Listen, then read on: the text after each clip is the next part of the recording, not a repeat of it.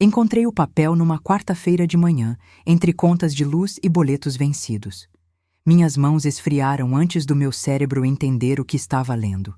Ele havia planejado minha saída da vida dele com mais cuidado do que planejou nossa entrada. Ali na mesa da cozinha, com o café ainda quente e os filhos ainda dormindo, eu soube que 24 anos de casamento haviam sido calculados por apenas um lado.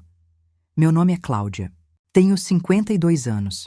Passei 24 deles sendo a mulher de Renato Drummond, e vou te contar o que isso significa na prática, porque a palavra mulher carrega muito mais do que as pessoas costumam imaginar. Cresci em Poços de Caldas, no sul de Minas, filha de professora e de dono de mercearia. Minha mãe tinha uma frase que eu ouvi durante a infância inteira: trabalho honesto, não pergunta a hora. Aprendi isso cedo demais. Aprendi tão cedo que, quando casei com Renato, aos 28 anos, já não sabia mais distinguir entre dedicação e renúncia. Tinha um diploma de administração que havia terminado com distinção. Era a segunda da turma. Minha professora de gestão financeira me disse na formatura que eu tinha a cabeça mais organizada que havia passado pela sala dela em anos. Usei esse diploma para organizar a vida de outra pessoa. Não foi uma decisão consciente. Foi uma soma de escolhas pequenas que, somadas, constroem uma prisão tão bem decorada que você não percebe os muros. Quando casei com Renato, a distribuidora de bebidas que ele havia herdado do pai estava operando no vermelho havia 18 meses. Eu não sabia disso antes de casarmos. Ele me contou depois da lua de mel, com aquele ar de quem confia um segredo, como se partilhar um problema fosse intimidade. E para mim, aos 28 anos, apaixonada e cheia de energia, pareceu que era. Olhei para os números, olhei para o estoque, olhei para a relação de fornecedores e para os contratos que não faziam sentido, e comecei a trabalhar. Não porque alguém pediu, porque eu via a solução onde ele via caos, e algo em mim não conseguia deixar o caos parado. Em 6 meses, a distribuidora estava no azul. Em 2 anos, havia triplicado o faturamento. Em 5, abrimos a segunda filial. Em 8, a terceira. Renato comprou um carro importado e entrou para um clube de golfe. Eu continuei acordando às 5h20. Deixa eu te contar como era um dia normal na minha vida nessa época, porque o espectador que nunca viveu isso pode achar exagero. Não é. 5h20 da manhã. Levantava antes do despertador, porque meu corpo havia aprendido a se antecipar a qualquer imprevisto. Ia para a cozinha, fazia café, não só para mim, para a casa inteira, porque era assim que eu havia aprendido que se começa um dia. Enquanto o café passava, abria o notebook na bancada e verificava os pedidos que tinham chegado durante a noite das outras cidades. Respondia o que era urgente, marcava o que precisava de atenção do dia. Às 6h30, acordava os meninos. Rafael era o mais tranquilo. Gustavo era uma batalha diária. Precisava ser chamado 3 vezes com intervalos calculados para que não voltasse a dormir entre um chamado e outro. Aprendi o ritmo exato. Café da manhã, mochila, cobrança de caderno de lição que ficou esquecido na véspera, sandália que sumiu, onde está o tênis do Rafael que ele precisa levar para a aula de educação física. 6 perguntas em sequência enquanto o leite aquecia. Às 7h30, os meninos saíam. Às 8h, eu estava no escritório da distribuidora, que ficava a 12 minutos de casa, um trajeto que eu fiz tantas vezes que podia fazer de olhos fechados. Renato chegava às 9h30, às vezes 10. Pedia o resumo do dia. Eu dava o resumo. Ele assinava o que precisava de assinatura. Ia para reuniões onde apresentava os números que eu havia preparado. Era assim, por 12 anos. E eu chamava isso de parceria. Deixa eu te contar de uma tarde específica que representa todo o resto. Era um sábado de outubro. Rafael devia ter uns 11 anos. Havia uma festa de aniversário da escola dele que ele queria muito ir. Um menino de quem ele gostava e que morava num bairro mais longe. Eu havia prometido na semana anterior que o levaria. Na sexta à noite, Renato chegou animado com uma proposta de parceria com um distribuidor de outro estado. Havia convidado o homem e a esposa para jantar no sábado à noite. Havia reservado o restaurante. Havia comprado vinho. Não me perguntou, me informou.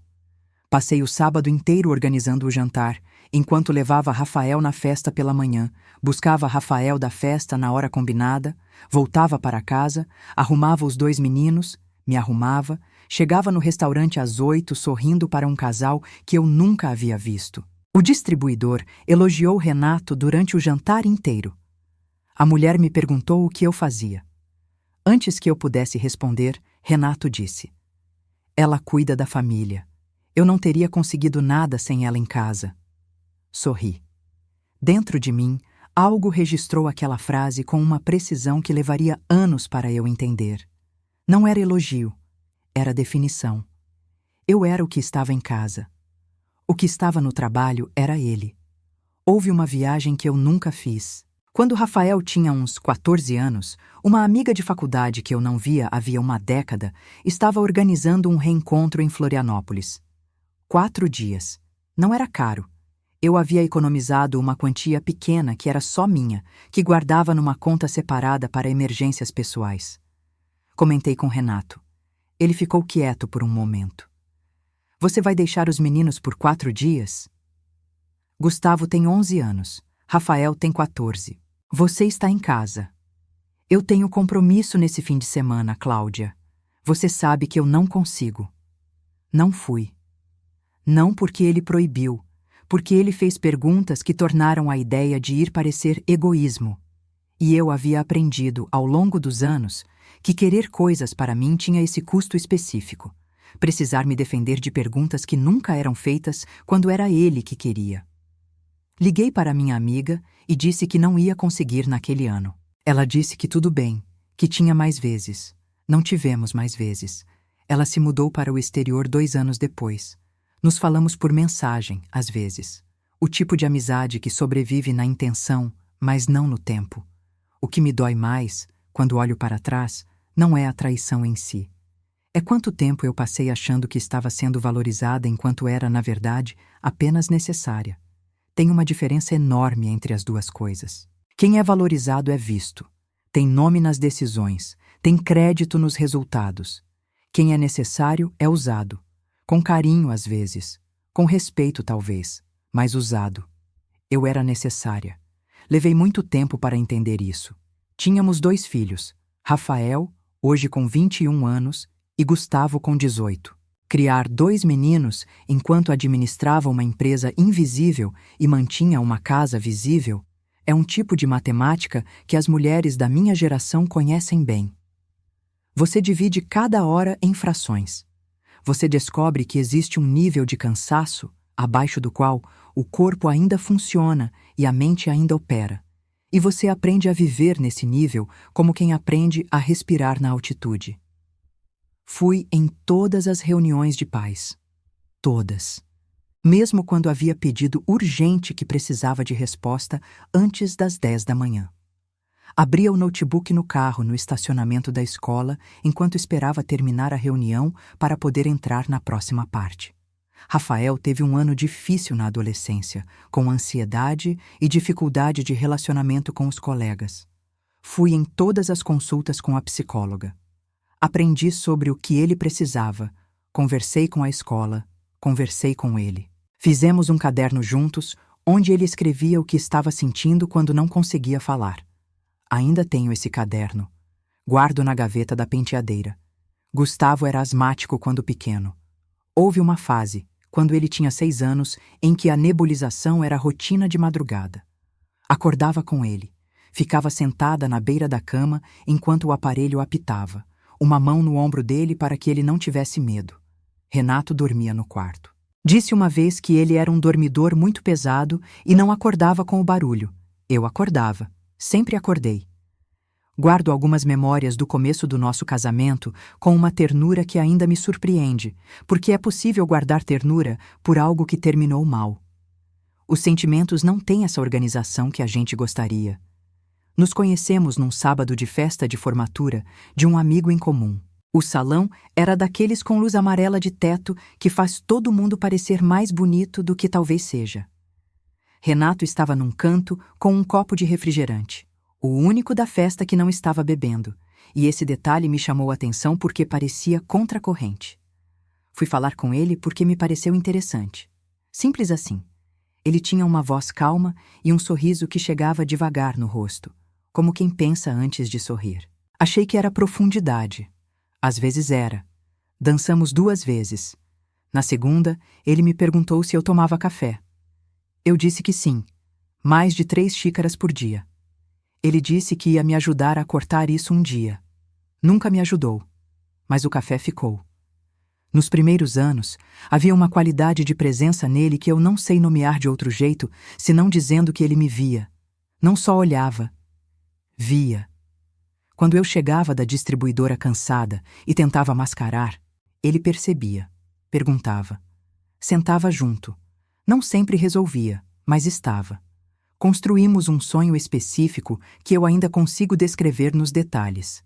Quando os meninos crescessem e a distribuidora estivesse estabilizada, íamos viver por 1 ano em Portugal. Ele tinha parentes em Lisboa. Eu queria aprender a fazer pastéis de nata de verdade numa escola de gastronomia que havia pesquisado numa revista. Esse sonho morreu aos poucos, não numa explosão. Foi murchando, como uma planta que ninguém percebe que está sem água até que já é tarde demais. A mudança em Renato foi gradual o suficiente para que eu pudesse normalizar cada passo. Primeiro foram os fins de semana com compromissos de trabalho que ele não detalhava. Não eram reuniões que eu conhecia, não eram clientes que eu havia visto o nome antes. Quando perguntava, ele dizia que era coisa nova, que estava expandindo a rede de contatos. Parei de perguntar quando percebi que as respostas chegavam com um nível de impaciência que me fazia sentir inadequada por ter perguntado. Depois foram as viagens. Primeiro uma, depois 2 por semestre, depois quase mensais. Conferências, feiras do setor. Sempre tinha um motivo plausível. Sempre havia um PowerPoint que ele trazia de volta, com gráficos que eu havia ajudado a preparar, mas que ele apresentava como seus. Depois veio o silêncio dentro de casa. Não era o silêncio de paz que existe entre pessoas que se conhecem bem e não precisam preencher o ar. Era o silêncio de ausência, como se a pessoa estivesse fisicamente presente, mas mentalmente em outro lugar. Em outro lugar há tanto tempo que já não havia nem esforço para simular presença. Eu aprendi a não preencher esse silêncio, e fui confundindo esse aprendizado com maturidade. O primeiro sinal real que eu ignorei foi o celular. Renato sempre deixou o celular na bancada da cozinha durante o jantar. Era um hábito antigo, quase uma regra não declarada de que a mesa de jantar era espaço de família. Por anos, o celular ficou ali. Numa terça-feira de inverno, sem nenhum comentário, sem nenhuma explicação, o celular foi para o bolso da calça dele. E ficou. Eu olhei para o bolso. Pensei, deve estar esperando uma ligação importante. Servi o arroz. Continuei o jantar.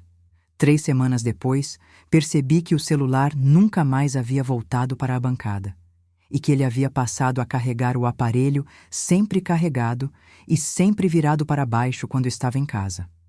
Não comentei. Dizer o que eu estava pensando parecia acusação sem prova.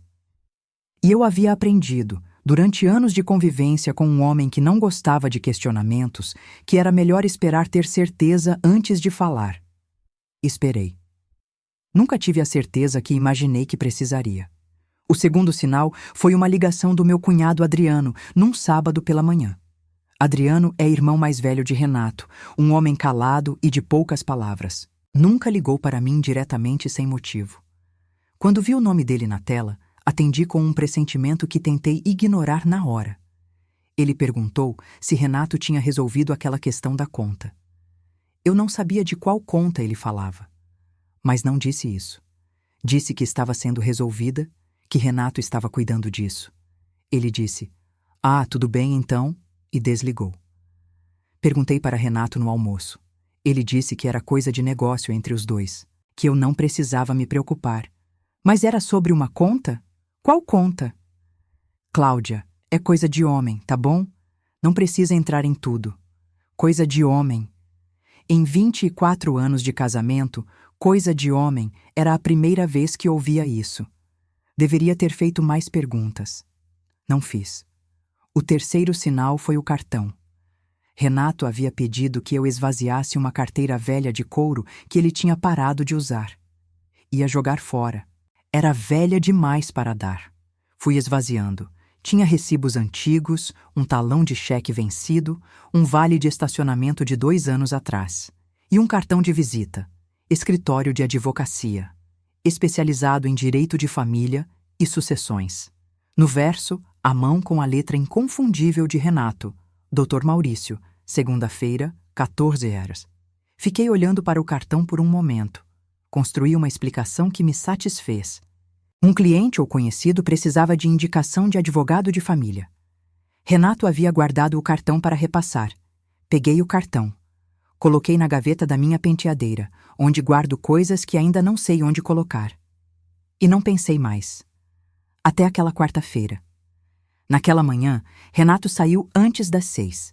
Disse que tinha reunião importante, que era longe, que não almoçaria em casa. Beijou minha testa de um jeito mecânico, o tipo de beijo que vira hábito e perde o gesto, e saiu. Eu fiz café. Ficava na janela da cozinha esperando o sol de julho, que naquela cidade chegava devagar pela esquerda, entre os prédios da rua de trás. Vi a pasta marrom em cima da mesa. Era a pasta que Renato usava para guardar contratos importantes. Eu a conhecia bem. Couro falso, fecho de zíper, uma mancha de caneta no canto esquerdo que era antiga. Aquela pasta ia sempre para reuniões de banco, para renovação de contratos com fornecedores, para visitas de auditoria. Estava em cima da mesa da cozinha, com o zíper mal fechado. Um papel dobrado em 3 aparecia pelo canto da abertura. Fui pegar para colocar no escritório dele. Era natural. Era o que eu sempre fazia. E vi meu nome no papel. Abri. Eram 6 páginas. Linguagem jurídica densa, o tipo que precisa de releitura para decodificar. Li 2 vezes. 3. Era um esboço de divisão patrimonial. Um documento preparado por um advogado, com número de protocolo de escritório e tudo. Renato havia listado os bens do casal com precisão cirúrgica. A casa, as 3 filiais da distribuidora, a poupança conjunta, os investimentos que havíamos feito nos últimos 5 anos. Cada item com valor estimado ao lado. E havia uma proposta de divisão. A mim. A casa. Uma pensão alimentícia por 24 meses. Um valor que, calculado, representava menos de 15% do patrimônio que eu havia ajudado a construir.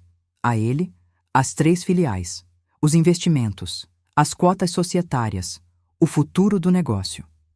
Na última página, em canto, uma anotação à mão com a letra que eu reconheceria entre 1000.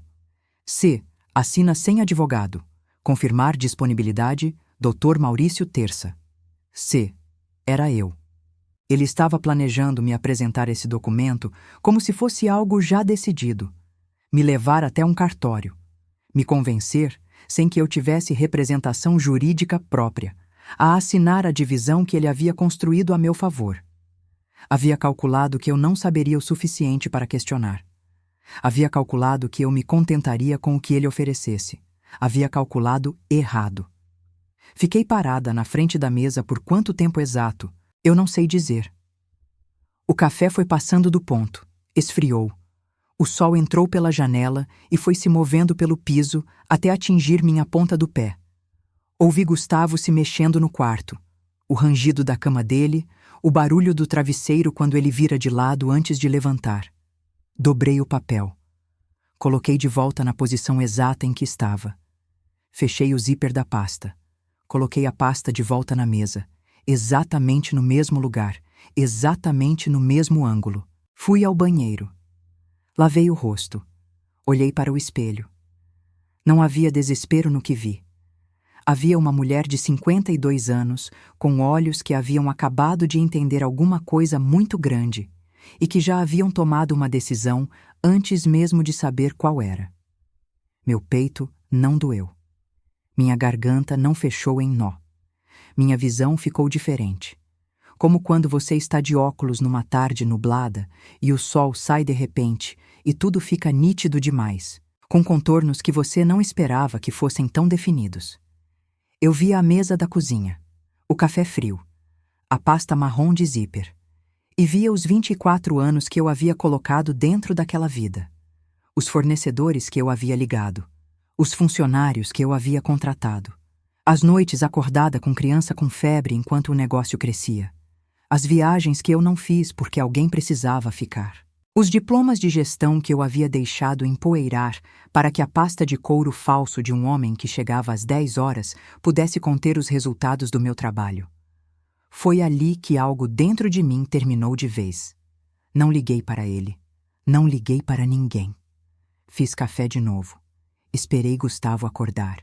Servi o pão de queijo que ele gostava, o tipo de queijo com textura grossa que ele escolhia quando ia ao mercado comigo. Ouvi sobre a prova de física que ele tinha naquela tarde. Disse que ia correr bem. Perguntei se havia estudado o suficiente. Ele disse que sim, com o ar de quem diz que sim mesmo quando não estudou o suficiente. Sorri. Por dentro, eu estava calculando. Naquela noite, depois que Gustavo foi dormir e Renato voltou tarde sem dar explicação e foi direto para o quarto sem jantar, abri a pasta de novo. Fotografei as 6 páginas com meu celular. Com cuidado, cada página plana na mesa, iluminação suficiente para que o texto ficasse legível. 6 fotos. Mandei para meu endereço de e-mail pessoal, aquele que eu havia criado anos antes para guardar senhas de contas bancárias dos meninos, depois que o contador me disse que era bom ter um backup pessoal das informações financeiras. Renato não sabia desse e-mail. Então fui à penteadeira. Abri a gaveta onde guardava coisas sem lugar. O caderno do Rafael da época da psicóloga. Um par de brincos que perdi o par. Fotos antigas em papel que não cabem em álbum. E o cartão do advogado que Renato havia escolhido para mim. Aquele que eu havia guardado sem entender ainda o que guardava. Não liguei para o Dr. Maurício. Peguei o cartão, fui ao celular. Abri o Google. Busquei Advogada Direito Família Partilha Bens e o nome da minha cidade. O terceiro resultado era o escritório da doutora Fernanda Luz. Especialista em Direito de Família, Partilha de Bens e Proteção Patrimonial. Perfil com foto, com depoimentos de clientes, com um artigo que ela havia escrito sobre participação de cônjuge em bens empresariais. Parei no artigo. Li inteiro. Mandei mensagem às 11 da noite pedindo consulta. Ela respondeu às 7 da manhã do dia seguinte. Disponível na quinta-feira, às 14 horas. Confirmei sem hesitar. Renato passou mais 2 semanas em casa, funcionando como se nada estivesse acontecendo. Jantávamos juntos. Ele perguntava sobre os meninos. Eu respondia. Ele falava sobre o trabalho com um nível de detalhe que havia se tornado padrão, ou seja, quase nenhum. Às vezes tentava uma conversa mais longa sobre alguma coisa que havia assistido no noticiário ou sobre algum comentário de um amigo em comum. Eu participava, exatamente na medida certa. Respondia sem abrir mais do que o necessário, sem fechar de um modo que levantasse suspeita.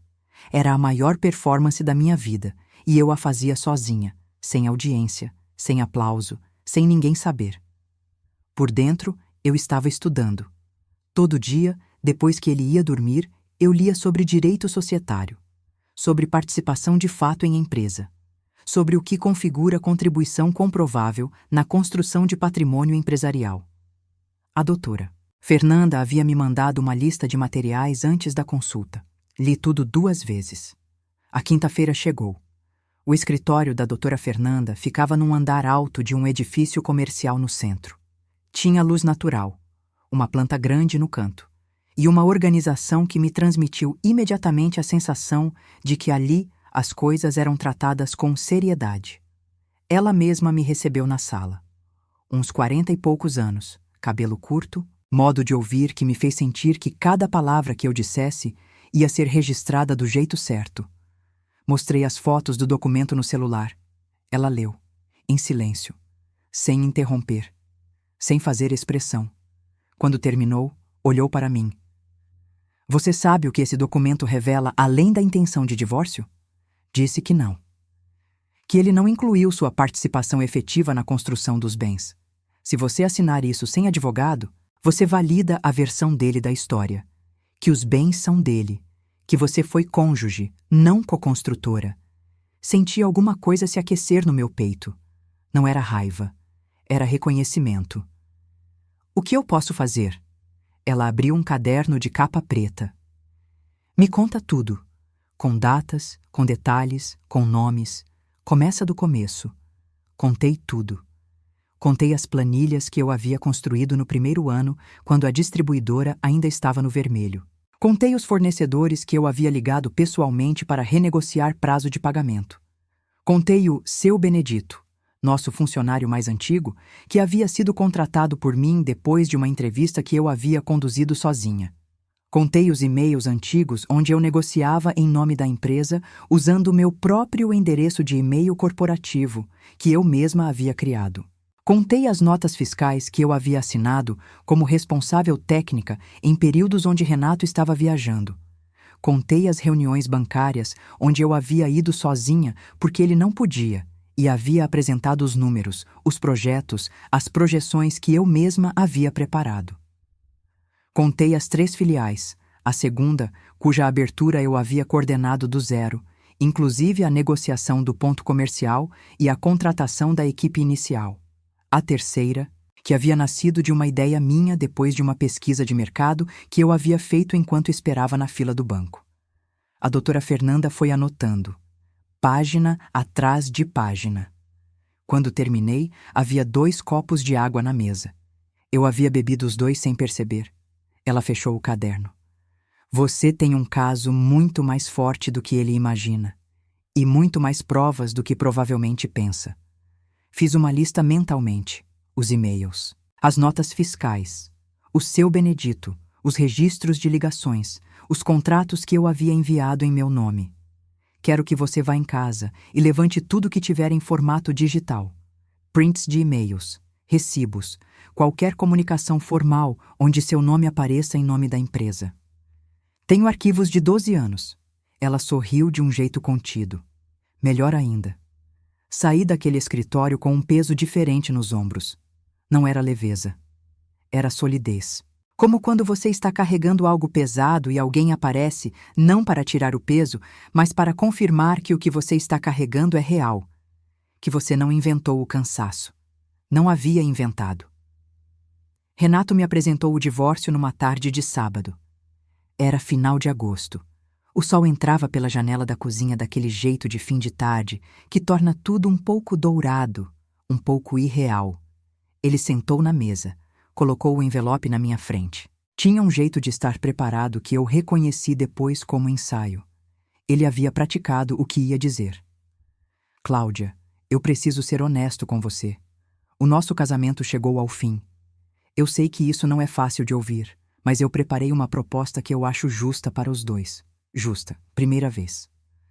Você vai ter a casa, que está quitada, e vai ter uma pensão por 2 anos para se reestabilizar. As empresas continuam comigo porque são da minha família, mas você vai estar bem. Justa. Segunda vez. Abri o envelope. As mesmas 6 páginas que eu havia fotografado 53 dias antes. Fingi ler pela primeira vez. Deixei meus olhos percorrerem as linhas devagar, como alguém que está processando. Renato, eu preciso que um advogado meu analise isso antes de eu assinar qualquer coisa. Ele franziu a testa. Uma fração de segundo de surpresa que ele controlou rápido. Cláudia, está tudo explicado ali. É uma proposta justa, transparente. Você vai ter a casa, vai ter 2 anos de... Eu ouvi o que você disse. Falei com calma. Uma calma que eu não sabia que habitava dentro de mim até aquele momento. E eu quero meu próprio advogado antes de qualquer assinatura. Silêncio. Você está complicando uma coisa que não precisa ser complicada. Talvez. Mas é o meu direito. Ele levantou. Disse que tudo bem, que era meu direito, que ele só queria que fosse rápido porque as coisas ficam mais difíceis quando arrastam. Saiu da cozinha. Eu dobrei o envelope devagar. Coloquei na bolsa. E fiquei na mesa da cozinha mais um pouco, ouvindo o barulho dos seus passos no corredor, pela última vez em que esse barulho ia significar alguma coisa para mim. O que veio depois foi processo. E processo é longo e feio, e ninguém te conta isso direito. Renato ficou na casa por 3 semanas enquanto os advogados trocavam documentos. Foram as 3 semanas mais estranhas da minha vida. Coabitar o mesmo espaço com alguém que agora eu enxergava com olhos completamente diferentes, como quando você descobre que o quadro que achava que era pintura a óleo é na verdade impressão. Não houve cenas, não houve gritos. Tivemos conversas breves sobre o cotidiano, sobre os meninos, sobre quem pagaria a conta do condomínio daquele mês. Ele tentou algumas vezes uma conversa mais longa, mais afetiva, do tipo que eu reconhecia como tática. Respondi com cortesia e encerramos. Foi extenuante de um modo que é difícil explicar para quem não viveu. Não é drama, é o oposto. É a performance de normalidade mantida hora após hora, enquanto por dentro você está administrando uma operação de salvamento. Houve noites difíceis. Preciso ser honesta sobre isso. Havia noites em que acordava às 3 da manhã com aquele aperto no peito que não deixava o ar entrar pelo caminho certo. Deitava de costas, olhava para o teto que eu havia escolhido na reforma de 2012 e ficava tentando calcular. Se a partilha não fosse como eu esperava, eu conseguia me manter com o salário de consultoria que havia começado a buscar? Os meninos precisavam de apoio financeiro ainda, mesmo maiores? Eu havia tomado a decisão certa? As perguntas vinham com a acidez característica das 3 da manhã, quando tudo parece mais irremediável do que é. Havia dias em que não conseguia comer direito. Sentava à mesa com comida na frente e não havia fome. Não era tristeza exatamente. Era um corpo que estava processando uma informação enorme demais para funcionar em velocidade normal ao mesmo tempo. Uma segunda-feira de manhã, fui ao supermercado.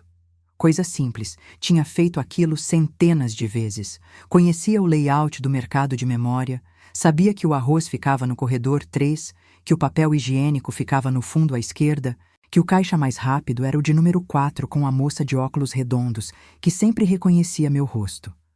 Fui até o corredor do leite. Peguei 2 caixas. E de repente não sabia mais se eram essas ou se eram outras. Não sabia se havia outras coisas na lista que eu estava esquecendo. Não sabia se tinha pago a conta do condomínio daquele mês ou se tinha deixado vencer. Fiquei parada no meio do corredor com as 2 caixas de leite na mão por um tempo que não sei dizer. Uma mulher passou por mim com o carrinho e me olhou de soslaio. Um olhar rápido, daquele tipo de quem não quer se meter. Coloquei as caixas de volta na prateleira. Saí do mercado sem comprar nada. Entrei no carro. Sentei por uns 10 minutos antes de conseguir ligar o motor. Não chorei. Só fiquei ali, ouvindo o barulho da rua, esperando que alguma parte de mim voltasse. A vergonha veio de um jeito que eu não havia previsto. Não foi o processo em si. Não foram as audiências, não foi o corredor do fórum onde eu andava com a pasta da doutora Fernanda debaixo do braço. Isso eu conseguia enfrentar. Tinha objetivo, tinha direção. A vergonha veio num domingo de almoço na casa da minha mãe. Minha mãe tinha 80 anos e morava com minha irmã Beatriz. Almoçávamos lá quase todo domingo desde que eu era casada. Era uma tradição que havia sobrevivido a mudanças de endereço, a obras, a aniversários mal planejados, a tudo. Naquele domingo, Renato não estava mais. Todos sabiam. Minha mãe olhou para a cadeira vazia com um olhar que ela tentou disfarçar, mas não conseguiu inteiramente. O cunhado de Beatriz, que eu nunca fui muito próxima, disse numa pausa da conversa: "Mas o que aconteceu com vocês dois? Eu achava que era um casamento sólido." Houve um silêncio à mesa. Minha mãe olhou para o prato. Beatriz olhou para o marido com um olhar de censura. E eu senti o calor da vergonha subindo pelo pescoço antes de conseguir formular qualquer resposta. Não vergonha do que havia feito. Vergonha de estar sendo o objeto da pergunta. Vergonha de ser a mulher cujo casamento havia desmoronado em público, com testemunhas, com olhares que tentavam não ser olhares de pena, mas eram. Disse que essas coisas acontecem. Passei o sal para alguém que não havia pedido. Mudei de assunto, mas carreguei aquele calor no pescoço o resto do dia. O momento mais difícil foi uma madrugada de quarta-feira, umas 2 semanas depois daquele domingo. Estava deitada e um pensamento veio que eu precisava ser honesta sobre ter tido. E se ele tivesse razão? Não sobre o documento. Não sobre a intenção de me enganar no cartório. Isso eu sabia que era real. Mas sobre outra coisa. Sobre eu. Sobre se eu havia sido boa o suficiente. Sobre se eu havia deixado o casamento esfriar por negligência minha também. Sobre se havia uma versão da história onde parte do que aconteceu era responsabilidade minha de um jeito que eu não queria encarar. Fiquei deitada com esse pensamento por um longo tempo. Não respondi de imediato. Não fiz o que parte de mim queria fazer, que era rejeitar a pergunta como absurda. Fiquei com ela. E no fundo daquela madrugada, cheguei a uma resposta honesta. Provavelmente, eu havia errado. Provavelmente, havia coisas que eu poderia ter feito diferente. Provavelmente havia momentos de distância da minha parte também. Momentos em que eu estava tão cansada de administrar tudo que havia parado de tentar administrar o casamento. Isso era verdade. E também era verdade que nenhum erro meu justificava a traição calculada. As duas coisas podiam ser verdade ao mesmo tempo. Não era simples, não era limpo, mas era honesto. Consegui dormir depois disso. Foi a primeira noite em semanas que dormi sem acordar às 3. Minha irmã Beatriz ficou sabendo quando pedi que ficasse com os meninos por um fim de semana, enquanto eu ia a uma audiência. Ela veio até minha casa na sexta à noite. Sentamos no sofá. Ela ficou um tempo em silêncio, que era o jeito dela de processar coisas grandes.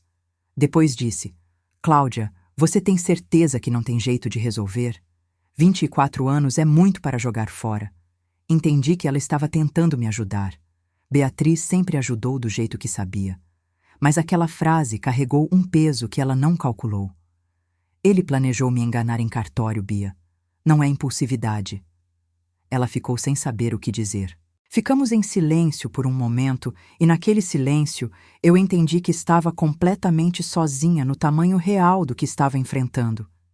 Não porque ela não se importava, mas porque algumas coisas são grandes demais para que alguém de fora consiga segurar junto com você. Mas eu enfrentei. A doutora Fernanda construiu o caso peça por peça ao longo de meses. Levantamos e-mails de 12 anos. Havia comunicações com fornecedores, com bancos, com o escritório de contabilidade, todas saindo do meu endereço, todas tratando de assuntos da empresa, todas assinadas com meu nome. Havia notas fiscais com minha assinatura como responsável. Havia contratos de locação dos pontos comerciais das filiais que eu havia negociado pessoalmente. O seu Benedito deu depoimento voluntário. Quando a doutora Fernanda o contatou, ele disse que não precisava nem pensar. A dona Cláudia que construiu aquilo. Renato é bom de fachada, mas quem sabia o que estava acontecendo era ela. Eram as palavras mais simples que alguém havia dito sobre mim em muito tempo. Guardei elas inteiras. O processo levou 11 meses. Renato trocou de advogado 2 vezes. A versão que eu ouvi, por canais indiretos, era que havia subestimado a quantidade de documentação que existia. Que havia esperado um processo simples, rápido, baseado na minha falta de informação. Na terceira audiência, quando a doutora Fernanda apresentou a consolidação completa das provas, houve um silêncio do lado dele que eu reconheci como o silêncio de quem calculou errado. A partilha final incluiu participação em 2 das 3 filiais da distribuidora, reconhecida pelo juiz como contribuição comprovada de sócia de fato. A casa ficou comigo, quitada. Uma pensão sem prazo limitado, calculada sobre o período de contribuição.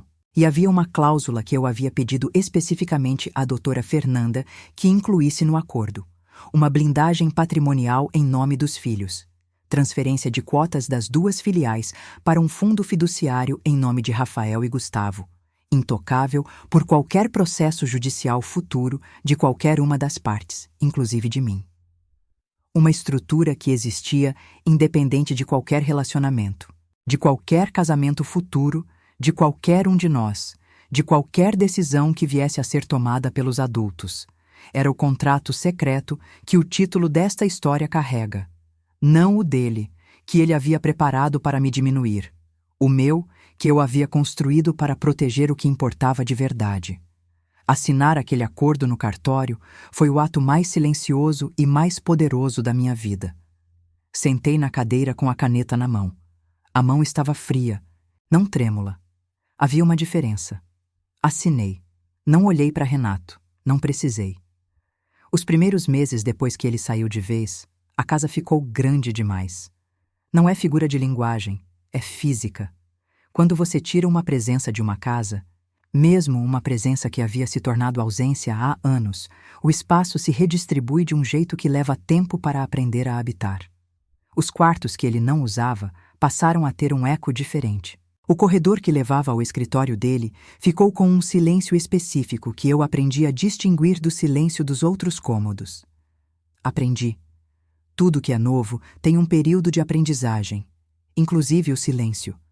O primeiro dia que me senti bem foi uma quinta-feira de manhã, quase 3 meses depois da assinatura. Não foi um momento grandioso. Não foi uma revelação. Foi sentar na varanda com o café às 7 da manhã, o sol de inverno entrando pelas frestas da persiana e perceber que não estava esperando nada de ninguém. Não estava esperando aprovação. Não estava esperando que o dia fosse bom para outra pessoa antes de poder ser bom para mim. Não estava administrando o humor de ninguém antes de verificar o próprio. Estava ali. E estava bem. Com uma quietude que era diferente da quietude de antes, aquela quietude de quem engoliu tanto que já não sente mais. Esta era uma quietude de quem está presente. Mas antes dessa quinta-feira de varanda, houve um ato menor que foi, na verdade, o início de tudo. Foi uma manhã de terça-feira, 2 semanas depois da assinatura. Havia 6 dias que eu mal havia saído de casa. Não por incapacidade de sair, por uma espécie de paralisia que não tem nome exato, mas que qualquer mulher que passou por uma perda grande vai reconhecer. Você sabe que precisa sair. Você se levanta com essa intenção. E então fica na soleira da porta e simplesmente não consegue dar o passo. Naquela terça-feira, lavei o cabelo. Parece pequeno. É imenso. Fiquei 40 minutos no banho. Lavei o cabelo com aquele shampoo que eu havia comprado antes de tudo acontecer e que havia ficado na prateleira do banheiro sem ser aberto. Condicionei, enxaguei, enrolei na toalha, sequei com o secador, com cuidado, com uma atenção ao meu próprio cabelo que eu havia parado de ter em algum momento das últimas semanas. Quando terminei, olhei no espelho. Não estava bem. Mas estava presente de um jeito que não estava há dias. Aquilo foi o começo. 2 semanas depois daquele banho, liguei para a Sônia. Ela havia me mandado mensagem 3 vezes durante o processo, perguntando como eu estava. Eu havia respondido de forma breve todas as 3. Na terceira, ela havia dito que quando eu estivesse pronta, havia um assunto que ela queria discutir comigo. Que não era urgente, que era quando eu quisesse. Liguei naquela tarde com a voz ainda um pouco travada, do jeito que fica quando você passa tempo sem usar direito.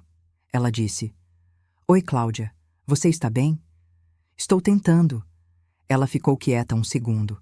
"É mais do que suficiente. Falamos por 1 hora. A proposta de trabalho veio no final." Respondi que precisava pensar. Ela disse que tinha tempo. Não precisei de muito tempo.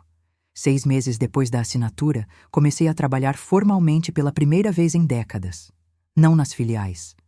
Numa empresa de consultoria financeira que a Sônia havia montado 2 anos antes e que precisava de alguém com experiência real em gestão de pequenas e médias empresas. Alguém que soubesse não apenas teoria, mas prática.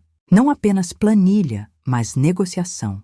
Não apenas relatório, mas o que fazer quando o relatório não bate. Entrei no meu primeiro dia com um crachá com meu nome. Meu nome.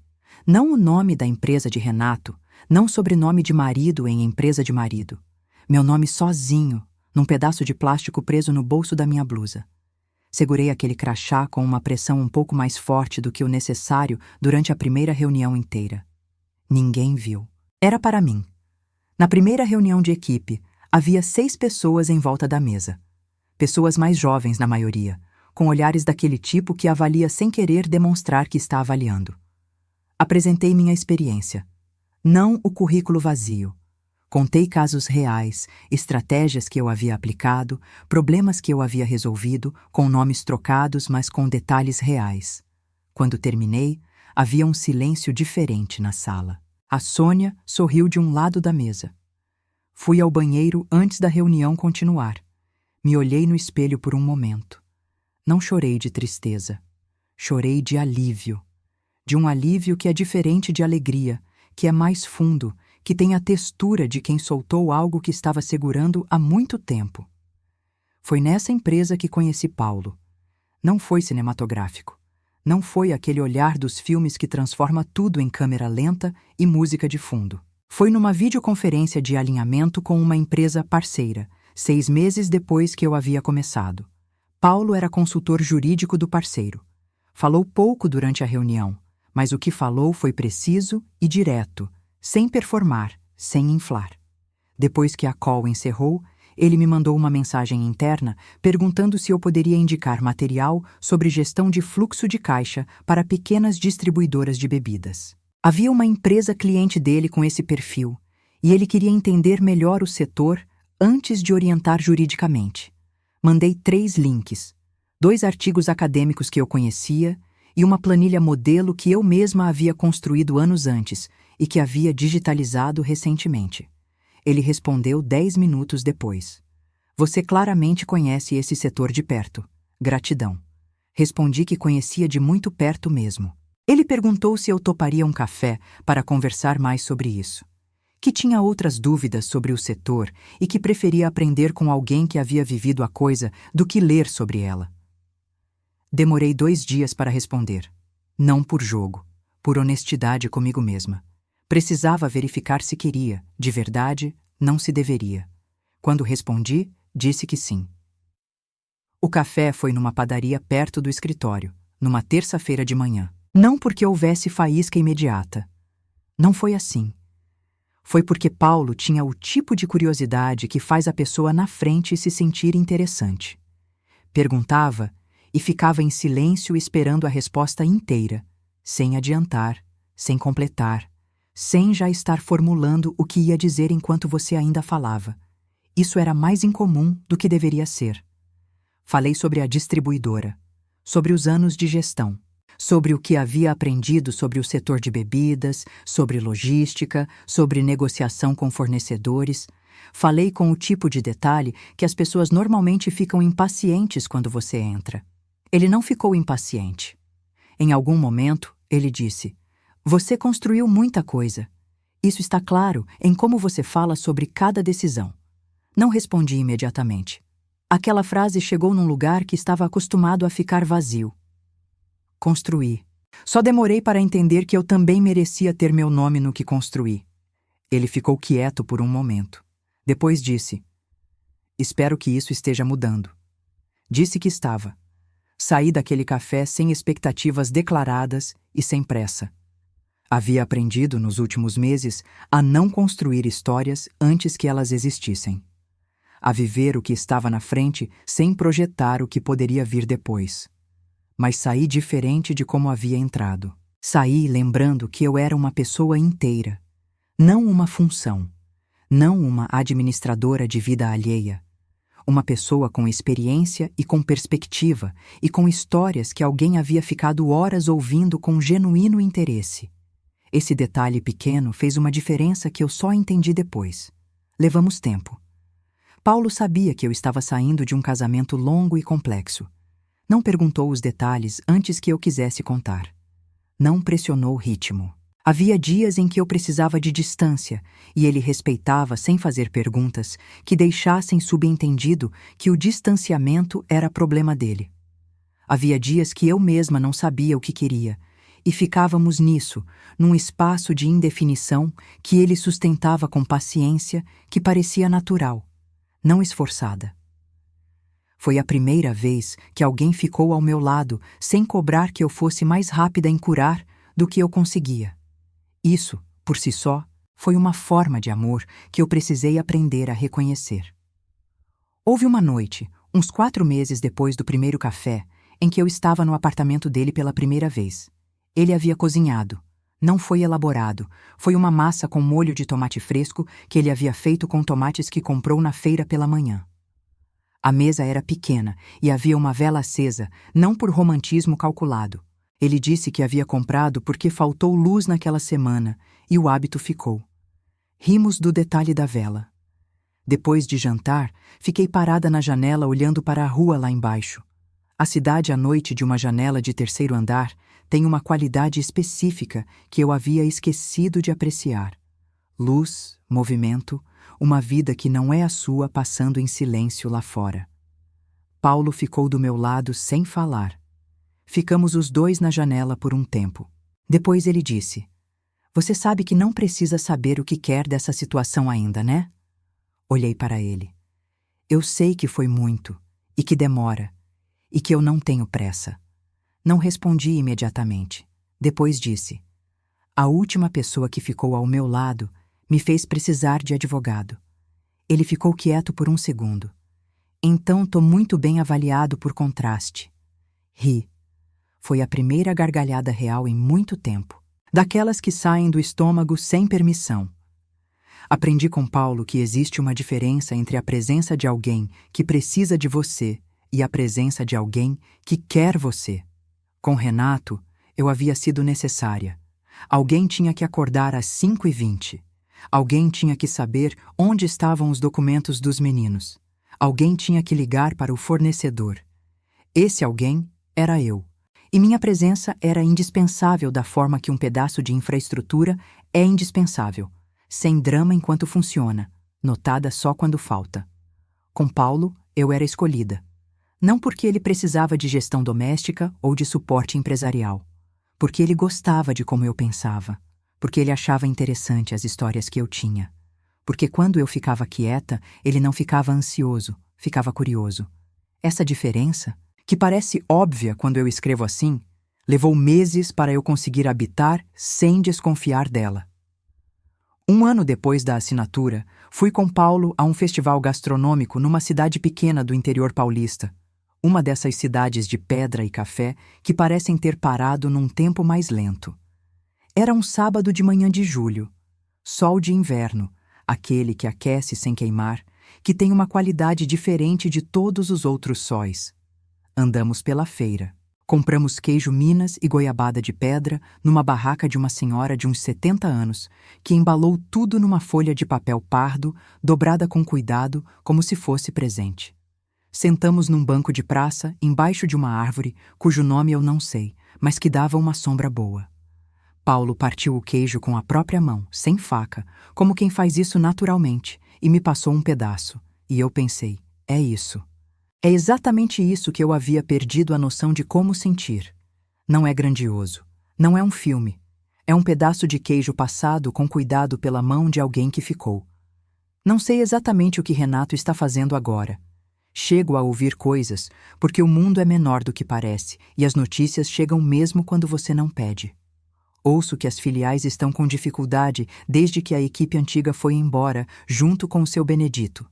Que a gestão ficou difícil sem a estrutura que havia sido construída. Que ele está com alguém, mais jovem, e que as coisas não são como ele imaginava. Não sinto satisfação. Não é o que eu pensava que ia sentir quando imaginava este momento, nos dias difíceis de 3 da manhã em que eu fantasiava com alguma forma de justiça visível.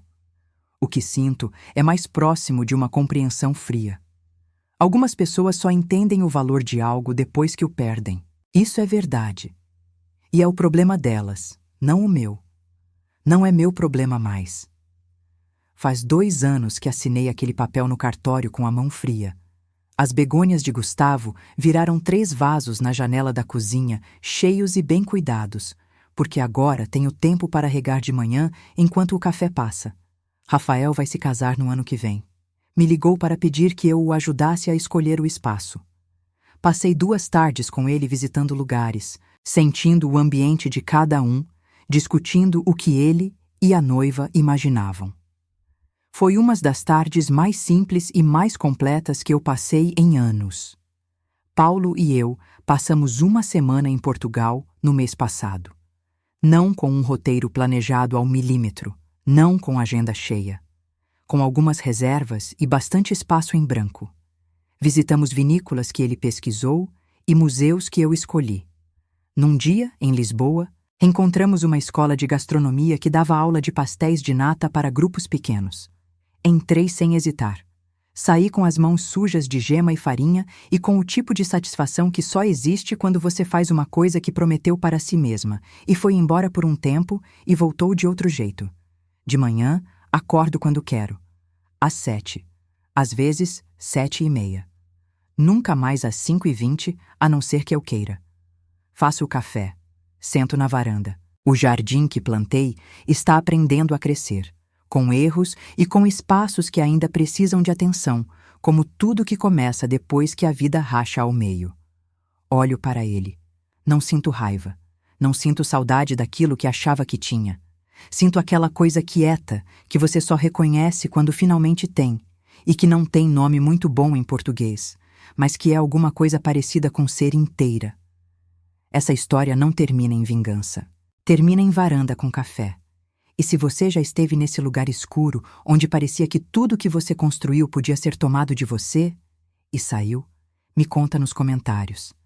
Eu quero saber como você fez.